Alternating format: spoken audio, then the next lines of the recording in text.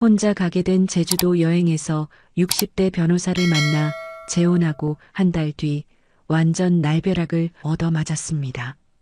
가슴이 아파 병원에 갔습니다. 그런데 이게 웬걸? 의사는 저에게 날벼락과 같은 판정을 내렸습니다. 저는 어떤 일이 일어났을까요? 저는 62세 윤서연입니다. 남편을 떠나보낸 지 벌써 8년이 흘렀습니다. 처음엔 하루하루가 너무 길었는데 어느새 시간은 그렇게 지나가더군요.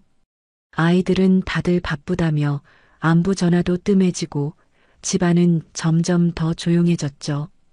그러던 어느 날 문득 이런 생각이 들었습니다. 이대로 혼자 늙어가는 게 맞나 싶어서요. 그래서 결심했습니다. 제주도 여행을 혼자 가보기로요. 남편과 함께 가려고 계획만 세우고 못 간 곳이었거든요. 62살에 혼자 여행이라니 주변 사람들은 다들 걱정했지만 저는 오히려 설레었습니다. 오랜만에 느끼는 두근거림이었어요. 제주공항에 도착했을 때의 바람 냄새는 지금도 잊을 수가 없습니다. 짭조름한 바다 냄새가 섞인 공기를 깊이 마시니까 가슴속 어딘가가 뻥 뚫리는 기분이었어요. 택시를 타고 펜션으로 향하는 길, 창밖으로 보이는 푸른 바다를 보며 생각했죠. 이런 풍경을 혼자 보고 있다니 조금 아쉽긴 하지만 그래도 괜찮다고요. 펜션에 도착해서 짐을 풀고 있는데 갑자기 테라스 쪽에서 소음이 들렸습니다. 뭔가 뒤지는 소리 같더라고요. 조심스럽게 커튼을 열어보니 웬 남자가 제 가방을 뒤지고 있는 게 아니겠어요. 순간 머릿속이 하얘졌습니다. 강도다, 이런 생각밖에 안 들더라고요. 떨리는 목소리로 소리쳤습니다. 누구세요? 거기서 뭐 하는 거예요? 그 남자는 깜짝 놀라며 뒤돌아봤는데 생각보다 나이 든 분이더라고요. 60대 중반쯤 되어 보이는 머리가 희끗희끗한 신사였습니다. 죄송합니다. 제가 착각했나 봅니다. 그 남자가 당황하며 말했어요. 이게 제 가방인 줄 알았는데 똑같은 가방이라서요. 알고 보니 정말 웃지 못할 해프닝이었습니다. 그 남자는 옆방 투숙객이었고 가방이 정말 똑같았거든요. 검은색 캐리어에 파란 리본까지 똑같이 달려 있었어요. 펜션 테라스가 연결되어 있어서 실수로 제 쪽으로 와버린 거였죠. 정말 죄송합니다. 도연이라고 합니다. 그가 정중하게 인사를 했어요. 변호사 일을 하다가 은퇴했습니다.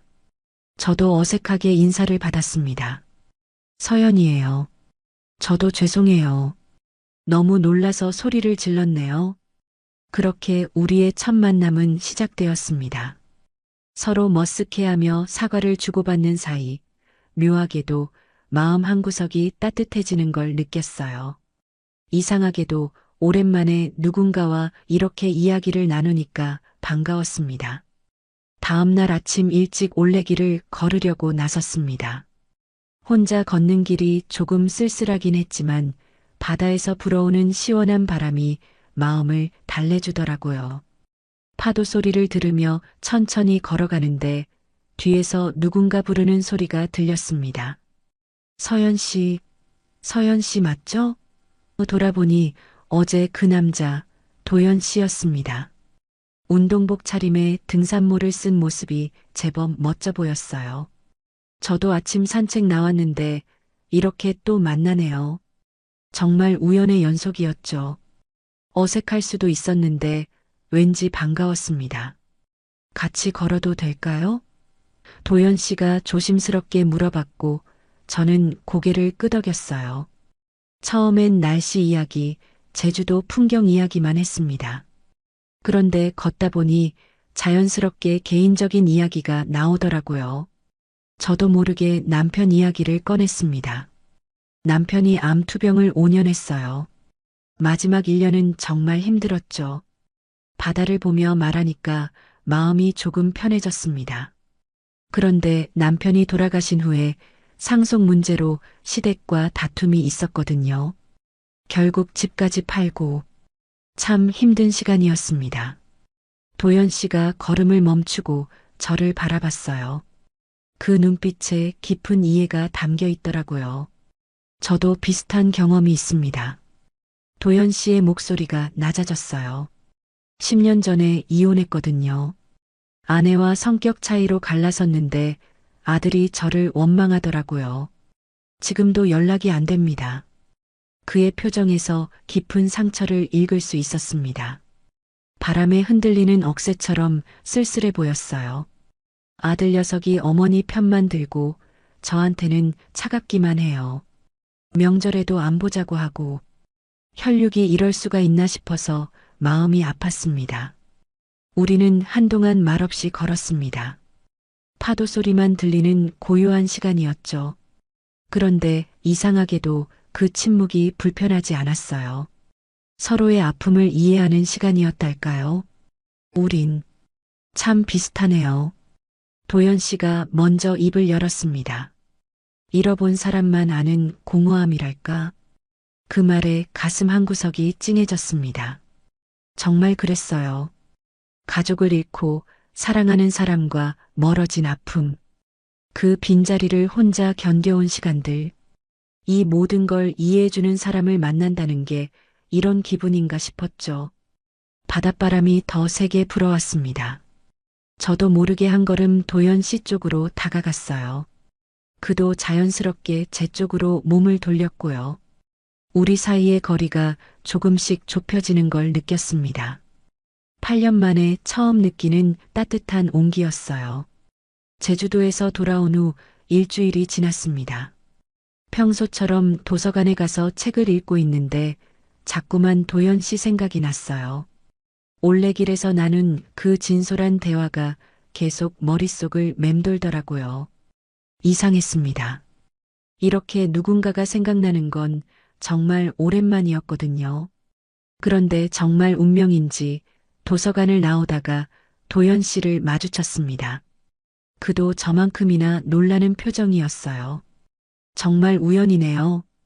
여기서 또 만나다니. 그가 미소를 지으며 말했습니다. 근처 카페에서 차라도 한잔할까요? 도연 씨의 제안에 저도 모르게 고개를 끄덕였어요. 도서관 옆 작은 카페는 조용하고 아늑했습니다.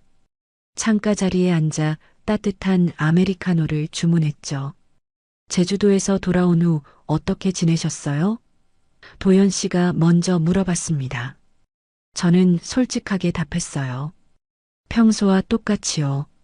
아침에 일어나서 집 정리하고 도서관 가고 저녁에 혼자 밥 먹고 그런데 왜인지 더 적적해지더라고요. 도연 씨도 고개를 끄덕였습니다. 저도 그래요. 혼자 사는 게 익숙하다고 생각했는데 제주도에서 누군가와 이야기를 나누니까 집이 더 조용하게 느껴지더군요. 우리는 서로의 일상을 나누기 시작했습니다. 도연 씨는 은퇴 후 법률 상담 봉사를 한다고 했어요. 젊은 사람들 도와주는 게 보람 있긴 한데 집에 돌아오면 또 혼자죠.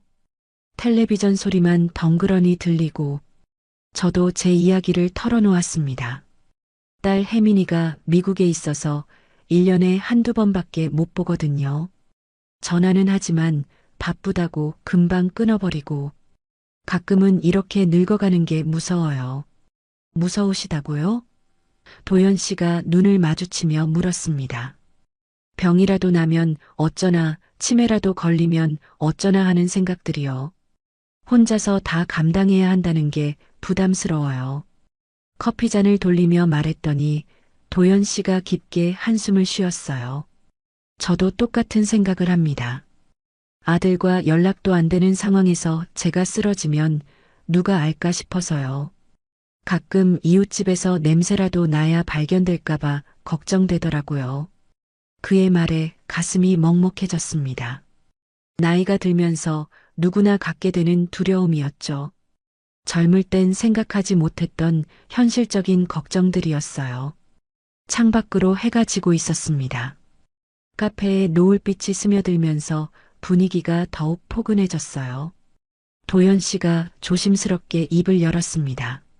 서연 씨, 저 한 가지 제안을 해도 될까요? 그의 목소리에 진지함이 묻어났어요. 혼자보다 둘이 낫지 않겠어요? 서로 의지하면서 살아가는 것 말입니다. 순간 심장이 빨리 뛰기 시작했습니다. 이런 말을 들을 거라곤 상상도 못했거든요. 도연 씨의 눈빛이 진심으로 가득했어요.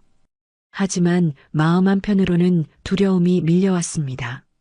남편이 돌아가신 후 겪었던 상속 싸움, 믿었던 사람들에게 배신당했던 기억들이 스쳐 지나갔어요. 글쎄요. 저는 커피잔을 내려놓으며 말했습니다. 아직 누굴 믿는 게 쉽진 않아요. 도연 씨의 표정이 살짝 어두워졌지만 이해한다는 듯 고개를 끄덕였어요. 당연히 그러실 거예요. 저도 급하게 말씀드린 것 같네요. 천천히 생각해 보세요. 그날 밤 집에 돌아와서도 도연 씨의 말이 머릿속을 떠나지 않았습니다. 혼자보다 둘이 나을까? 정말 그럴까? 마음 깊숙한 곳에서는 그럴지도 모른다는 생각이 들었어요. 카페에서의 대화 이후 한 달 정도 지나면서 도연 씨와 자주 만나게 되었습니다. 처음엔 조심스러웠지만 시간이 갈수록 편안함을 느꼈어요. 그래서 도연 씨가 다시 제주도 여행을 제안했을 때 흔쾌히 응했습니다. 이번엔 함께 가는 여행이니까 더 특별할 거라는 기대감도 있었고요. 공항에서 만났을 때 도연 씨는 완전 다른 사람 같았습니다. 손에는 세세하게 적힌 여행 일정표를 들고 있었어요. 첫날은 성산 일출봉, 둘째 날은 한라산, 셋째 날은 서귀포 관광지 순회입니다. 마치 회사 업무 보고하듯 정확하게 말하더라고요. 저는 조금 당황했습니다. 여행이라는 게 꼭 계획대로만 해야 하나 싶어서요. 너무 빡빡하지 않을까요? 그때그때 기분에 따라 정해도 되는 거 아니에요? 아니에요. 미리 계획을 세워야 시간 낭비 없이 효율적으로 돌 수 있어요. 도연 씨의 목소리에는 타협의 여지가 없어 보였습니다. 첫날부터 차이가 드러났어요. 성산 일출봉에 도착해서 저는 주변 풍경을 천천히 감상하고 싶었습니다. 우와, 바다가 정말 예쁘다. 여기서 사진 좀 찍고 갈까요? 사진은 나중에 찍어도 되니까 일단 올라가 봅시다. 일정이 밀리면 안 되거든요. 도연 씨가 앞서서 빠르게 걸어갔어요. 저는 뒤따라가며 마음이 조금씩 답답해지기 시작했습니다. 점심시간도 마찬가지였어요. 예쁜 바다 전망 식당을 지나치는데 저는 발걸음을 멈췄습니다. 저기 분위기 좋아 보이는데 들어가 볼까요? 안 돼요. 예약해둔 식당이 따로 있어요. 거기가 더 유명하고 맛있습니다. 도연 씨는 제 말을 들으려고 하지 않았어요. 둘째 날은 더 심했습니다. 한라산 등반을 하는데 도연 씨는 마치 군대 행군하듯 앞만 보고 걸었어요. 저는 중간중간 쉬고 싶었는데 시간이 없어요. 더 빨리 가야 해요라며 재촉했습니다. 저는 점점 숨이 막혔어요. 이게 정말 함께하는 여행인가 싶었거든요. 혼자 왔을 때가 더 자유롭고 편했다는 생각이 들었습니다. 셋째 날 오후 서귀포 해안도로를 걷고 있을 때였어요. 길가에 아기자기한 카페가 보였습니다. 테라스에서 바다를 바라보며 차를 마시는 사람들이 너무 여유로워 보였어요. 저기 카페 예쁘다. 잠깐 들어갈까요? 저는 발걸음을 멈추며 말했습니다. 안 돼요. 지금 가면 일정이 꼬입니다. 도연 씨가 단호하게 말했어요. 다음 관광지 가는 시간 계산해 놨는데 늦으면 안 되거든요. 그 순간 제 안에서 뭔가 터졌습니다. 왜 모든 걸 시간에 맞춰야 하는 거예요? 여행이 군대도 아니고. 목소리가 높아졌어요. 도연 씨도 당황한 표정을 지었습니다. 효율적으로 하자는 건데 왜 그렇게 말씀하세요?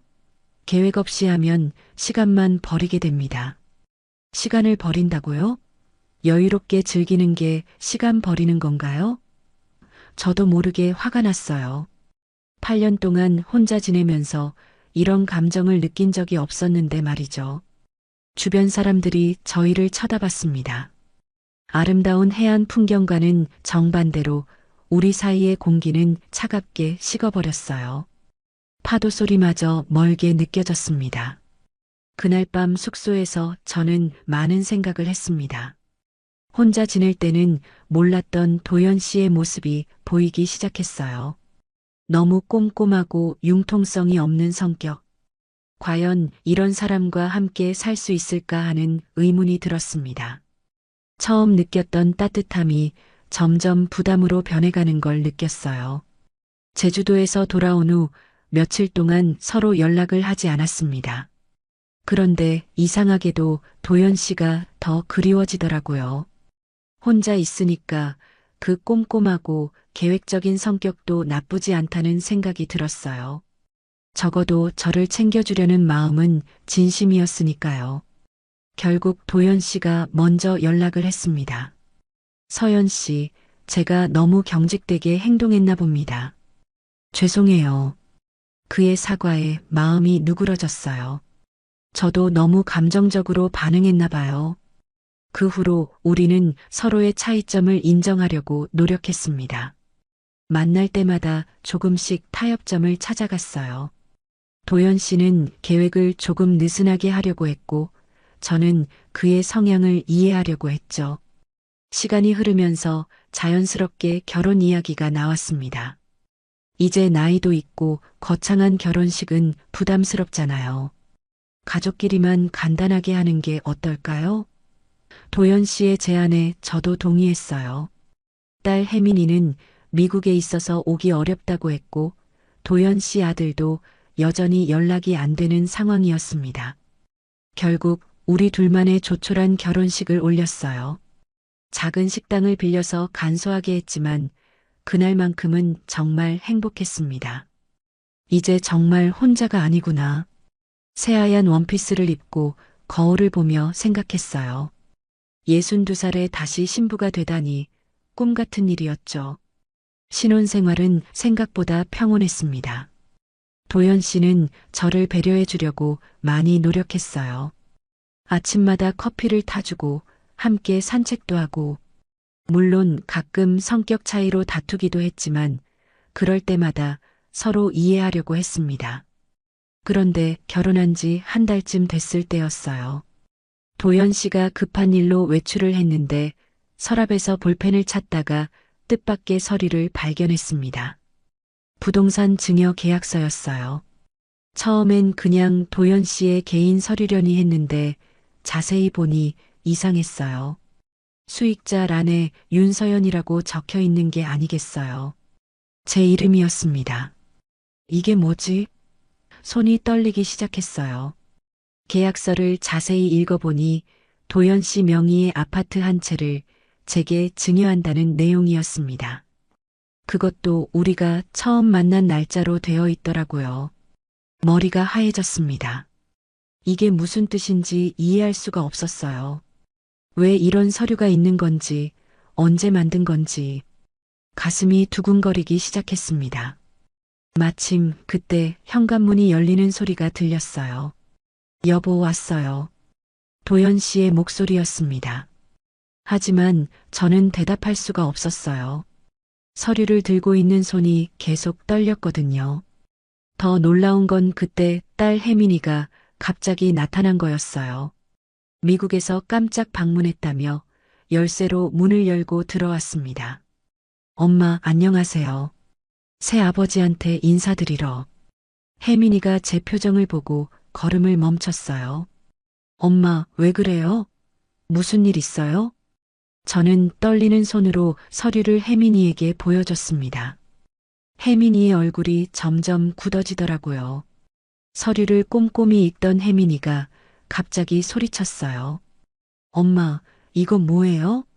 그 사람 처음부터 노린 거 아니에요? 혜민이의 목소리에 분노가 가득했습니다. 그럴 리가. 설마. 저는 말끝을 흐렸어요. 하지만 마음 한편으로는 의심이 스멀스멀 올라오기 시작했습니다. 정말 우연히 만난 게 맞을까? 모든 게 계획된 일이었을까? 도연 씨가 거실로 들어오는 발소리가 들렸습니다.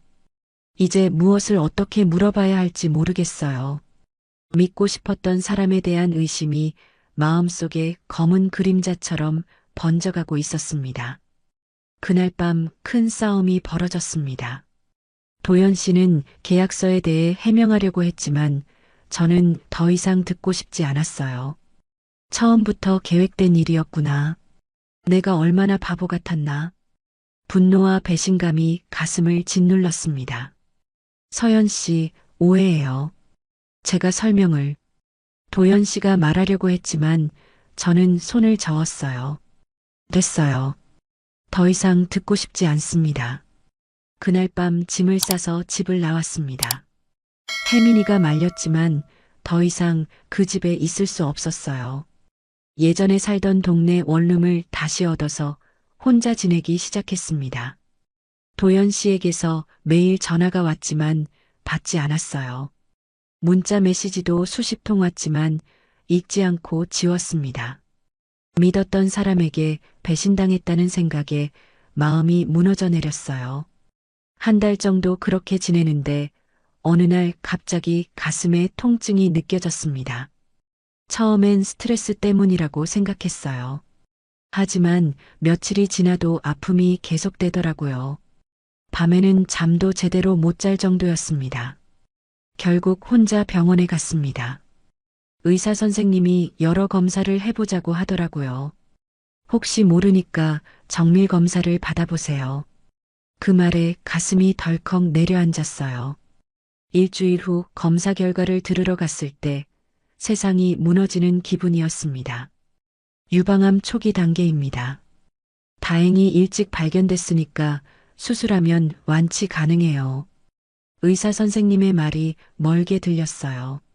수술은 언제 하나요? 가능한 한 빨리 하는 게 좋겠습니다. 다음 주 어떠세요? 집에 돌아와서 혼자 앉아 있으니 눈물이 났어요. 이럴 때 옆에 있어줄 사람이 없다는 게 너무 외로웠습니다. 혜민이에게 연락하고 싶었지만 미국에서 일하느라 바쁜 딸을 걱정시키고 싶지 않았어요. 수술날 아침 병원에 혼자 가는 길이 너무 쓸쓸했습니다. 다른 환자들은 가족들이 함께 왔는데 저만 혼자더라고요. 수술복으로 갈아입고 침대에 누워 있는데 마음이 무겁기만 했어요. 그런데 수술실로 들어가기 직전 복도에서 익숙한 목소리가 들렸습니다. 어머니, 수술 잘 받으세요. 제가 여기서 기다리고 있을게요. 도연 씨 목소리였어요. 어떻게 알고 온 건지 몰랐지만 그 순간 마음이 복잡해졌습니다. 미워하고 싶었는데 한편으로는 고마웠어요. 적어도 수술하는 동안 누군가 기다려준다는 게 위로가 됐거든요. 수술은 성공적으로 끝났습니다. 마취에서 깨어났을 때 도연 씨가 침대 옆에 앉아 있더라고요. 어떻게 알았어요? 제가 물어보니 그가 조심스럽게 답했습니다. 혜민이가 연락했어요. 당신이 아프다는 소식을 듣고 가만히 있을 수 없었습니다. 그의 눈가에 눈물이 맺혀 있었어요. 서연 씨, 정말 죄송해요. 그 계약서는 제가 당신을 보호하려고 만든 거였어요. 무슨 말이에요? 저는 고개를 돌려 그를 바라봤습니다. 제가 나이가 많잖아요. 먼저 세상을 떠날 가능성이 높은데 그때 당신이 경제적으로 어려움을 겪을까봐 걱정됐어요. 그래서 미리 증여 서류를 준비해 둔 거였습니다. 도연 씨의 목소리가 떨렸어요. 그 순간 제 마음도 흔들렸습니다. 정말 그런 뜻이었을까? 의심스럽긴 했지만 지금 상황에서 누군가 곁에 있어준다는 게 너무 고마웠어요. 당신을 속이려던 게 아니에요. 다만 방법이 서툴렀습니다. 도연 씨가 제 손을 조심스럽게 잡았어요. 이제라도 용서해 주세요. 병실에서 회복하는 동안 도연 씨가 매일 와서 돌봐줬습니다. 물도 떠다 주고 약 챙겨주고 혼자서는 할 수 없는 일들을 묵묵히 해줬어요. 그 모습을 보면서 조금씩 마음이 누그러지는 걸 느꼈습니다. 퇴원 후 시작된 항암 치료는 생각보다 힘들었습니다. 매주 병원에 가서 주사를 맞고 나면 몸이 천근만근 무거워졌어요. 머리카락도 빠지기 시작했고 입맛도 없어졌죠. 거울을 보면 낯선 제 모습에 깜짝 놀라곤 했습니다. 하지만 도연 씨가 한 번도 빠짐없이 함께 해줬어요. 오늘도 화이팅해요. 병원 가는 날마다 제 손을 꼭 잡아주며 용기를 줬습니다. 주사 맞는 동안에도 옆에서 제 등을 쓸어주고 집에 돌아가서는 소화가 잘 되는 죽을 끓여줬어요. 처음엔 미안한 마음이 컸습니다. 이렇게까지 해주실 필요 없는데 라고 말하면 도연 씨는 웃으며 답했어요. 부부잖아요. 당연한 일이에요. 항암 3차째 되던 날 혜민이가 미국에서 급히 날아왔습니다. 엄마 상태가 어때요? 걱정스러운 얼굴로 병원까지 따라왔어요. 도연 씨가 물티슈로 제 손을 닦아주고 베개를 다시 정리해주는 모습을 지켜보더니 혜민이의 표정이 조금씩 변하기 시작했습니다. 엄마 많이 힘들죠? 혜민이가 제 손을 잡으며 물었어요. 괜찮다. 도연 씨가 잘 돌봐주고 있으니까. 그날 저녁 혜민이와 도연 씨가 복도에서 이야기하는 걸 우연히 들었습니다. 처음엔 정말 의심했어요. 엄마 재산 때문에 접근한 줄 알았거든요. 혜민이의 목소리가 작아졌어요. 당연히 그럴 수 있어요. 딸 입장에선 걱정되시죠. 도연 씨가 차분하게 답했습니다. 하지만 이렇게 엄마를 돌보는 모습을 보니까 진심이라는 걸 알겠어요. 혜민이가 잠시 말을 멈추더니 이어서 말했어요. 엄마를 끝까지 지켜주세요. 부탁드려요. 그 말을 들으니 가슴이 뜨거워졌습니다. 딸도 인정해주는 사람이라니 이보다 더 든든할 수가 없었어요. 항암 치료 6개월 동안 도연 씨는 정말 헌신적이었습니다. 제가 토할 때 등을 문질러주고 밤에 잠 못 이룰 때 손을 잡아주며 함께 깨어 있어 줬어요. 머리카락이 다 빠져서 가발을 써야 할 때도 더 예뻐 보이는데요? 라며 웃어줬습니다. 어느 날은 제가 너무 우울해서 이런 제 모습 보기 싫지 않으세요? 라고 물었어요.